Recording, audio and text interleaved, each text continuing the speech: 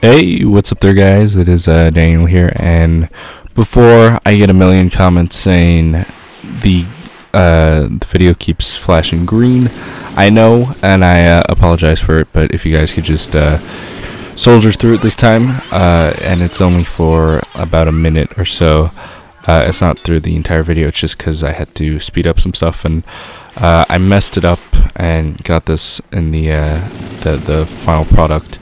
And instead of wasting another 6 hours trying to redo it, I thought I'd just leave it this one time because I want to get a video up. So I apologize for that, but hopefully you guys don't mind too much, and it's not like it's through the whole video. And yeah.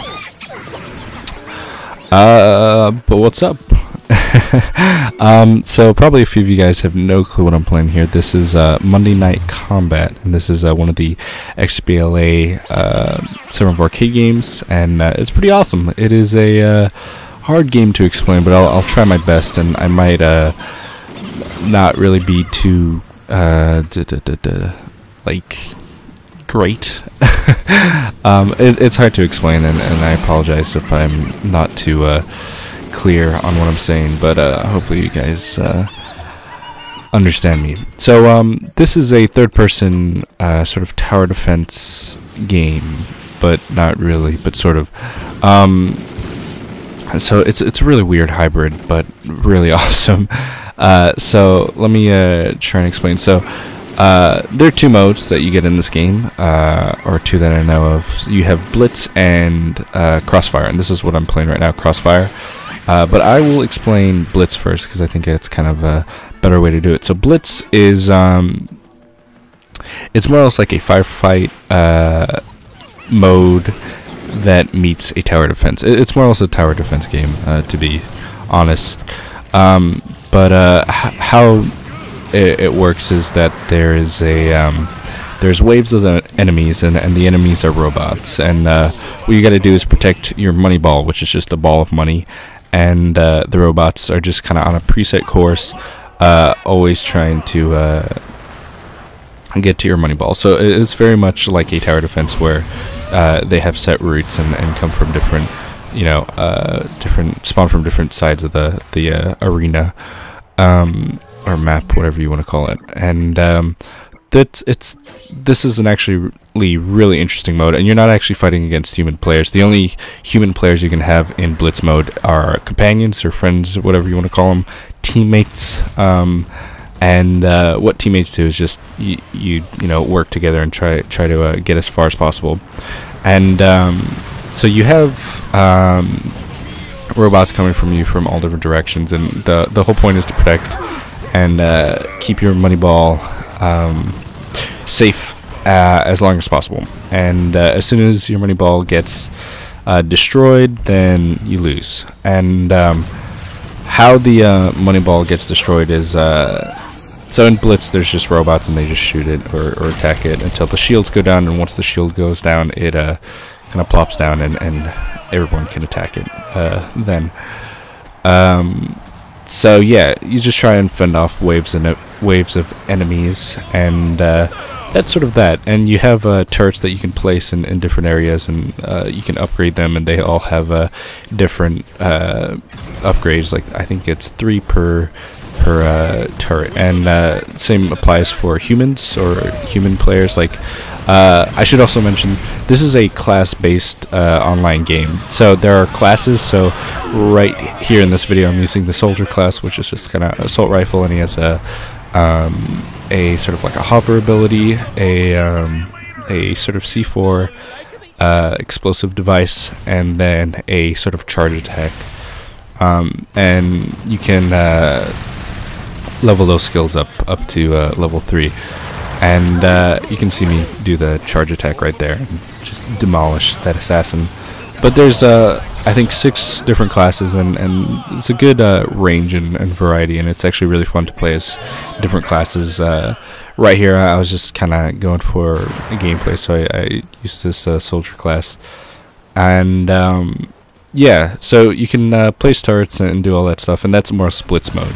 and crossfire is when you're actually fighting against real humans as well as robots. So this is actually a really cool game type. And what it is, you have two teams. You have red and blue, as you can tell, and what you more or less have to do is destroy the other team's money ball. And how you do this is you got to get the robots to their base, and the robots are on preset paths, and you just gotta escort them more or less to the other team's base and get past their turrets and their robots that are coming to attack your money ball. And the robots will shoot the money ball and then just destroy the shields, and then you guys as a team the human players have to try and destroy it as quick as possible.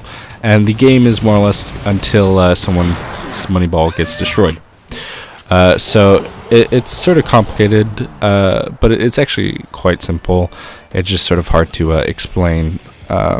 Also, there's a mascot called Bullseye who just spawned on the map, and what he does is if you shoot the mascot, he just gives you money, and money's how you upgrade your skills and your turrets and make turrets and other sort of little devices on the map. You can see me shooting that dude, but I get demolished. So that's enough of explaining it. If you guys don't get it, I'll try and explain it better in another video, because I'm sure I'll do a lot more commentaries on these games. And this is actually a really long match. This game lasted for around 20 minutes, I think, something like that. Actually, no, this was a little shorter. But yeah, they can kind of drag on, which kind of sucks at times. But sometimes matches are really fast. It really depends on who you're playing against and who you're playing with. But yeah, the reason why this game is so fun, I think, is just the wide range of variety. Every class seems totally different, and a lot of comparisons have been kind of made with Team Fortress 2, which is true to an extent. Just kind of when you have a first glance at the game, but totally different type of game. But similar classes. You got sort of like your foot soldier, your tanks, and your engineers and sniper rifles and whatnot. But it's really fun playing as the different classes. And the assassin, which you'll see me get just destroyed by a lot in this video, are really fun to play as, but the thing is I lag a lot, so it's a little harder to be super precise with them. So I like using them, but it's sort of hard to get good gameplays with them, but fun nonetheless. It's kind of fun running around stealthy, and you can see this move is pretty awesome. I love it. And yeah, this game is actually really fun, and the whole premise and setting for the game is this is sort of like a future game show. So taking place in the future, there's this game show where people shoot each other and try and destroy their money balls, and it's actually a kind of cool little premise, and the art style looks great, and a good way to make it just kind of over the top ridiculousness. Is that a word? I don't know. I think it is. Whatever. Continuing on, it is a word, but I don't think I'm pronouncing it right. But yeah, it's really fun. And if you guys have an Xbox and haven't really picked or been looking at the Summer of Arcade titles, this is a really fun one, especially for people who play online a lot. And I think for you Call of Duty guys, this is probably the more approachable one out of the games that have come out so far. You can see me go demolish all these assassins running around, which is cool. I get a nice streak.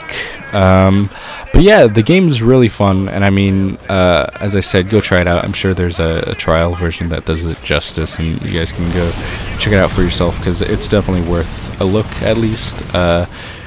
And if this video interests you at all, go try the demo, or just buy it, because it's amazing. You can see I got juice there, and what that is you kind of just turn into super awesome dude who has like more health and is more powerful, and yeah, you kind of just go beast mode, MLG. They should call it MLG mode. That would have been awesome. But yeah, alright, going off topic a bit. Yeah, so I don't know if you guys know what TGS is, but I'm going to tell you. TGS is the Tokyo Game Show, which is, for those of you who have no clue what that is, it's more or less E3, but for Japan. And it takes place in Tokyo, hence the name. And I'm actually going to be headed over there again. I went for my first time last year, had a great time. I met up with David from Full Pro Podcast. I know a few of you guys listen to them or watch their shows. So yeah, I met up with David there, and I bumped into Hideo Kojima. I don't know how to pronounce his name. Well, I do know how to pronounce his name, I just don't remember his name. Hideo, is that right? Whatever. Metal Gear Solid guy, I ran into him. I ran into Castlevania guy. A whole bunch of like classic, amazing directors and game designers and whatnot. As well as like Major Nelson, I literally bumped into, and I was like, oh, sorry. And then I turned around and I was like, that's Major Nelson. That's awesome. And Jeff Keighley was like running around somewhere and stuff. And it's just kind of cool. It was a cool experience for me, and I have the opportunity to go again, and I was like, yep, I definitely want to go. So I'll be headed out there in September, I think it is. And Tokyo's pretty far from where I am. I don't really go to Tokyo at all. I've been like once before. Oh, here's an example of me shooting the mascot, by the way, which is a actual cool little thing. And what's also cool about it is that the other team will try and get to the mascot as well. We just demolish him. But yeah, continuing on what I was talking about. So I don't really know where I was, but yeah, it'll be happening in mid-September sometime. I think it's like the 17th or something. And I have my video camera now, so I will be taking video of the show floor as well as a bit of Tokyo. And I've gotten quite a few questions asking whether or not I'm going to do another Japan in a Day thing, and it seems like you guys really liked it and want to see some more of that of Japan. So I think I might go to when I'm at Tokyo, I might film some stuff and make another one of those, because it seems like you guys enjoy that. So yeah, if you know any place in Tokyo that you want to see, tell me and I'll see if I can get there somehow. But yeah, I'm excited to go. I'll show you guys TGS and try and film as much as possible, because I remember last time they were kind of strict on what you could take photos of and shoot and whatnot, which is kind of stupid, but rules are rules, and yeah, you gotta do whatever. But yeah, it should be fun, and last year I saw a whole bunch of games that hadn't come out. I saw what did I see? I saw Uncharted 2 about like a month or two before it was released, and a whole bunch of other games, Left 4 Dead 2, Assassin's Creed 2, I saw Splinter Cell Conviction, and a whole bunch of stuff before it came out, which is awesome, and I'm sure there's going to be some really cool things to see this year as well. I don't think I mentioned actually that, but I actually have a press pass, which is kind of the whole reason I'm going.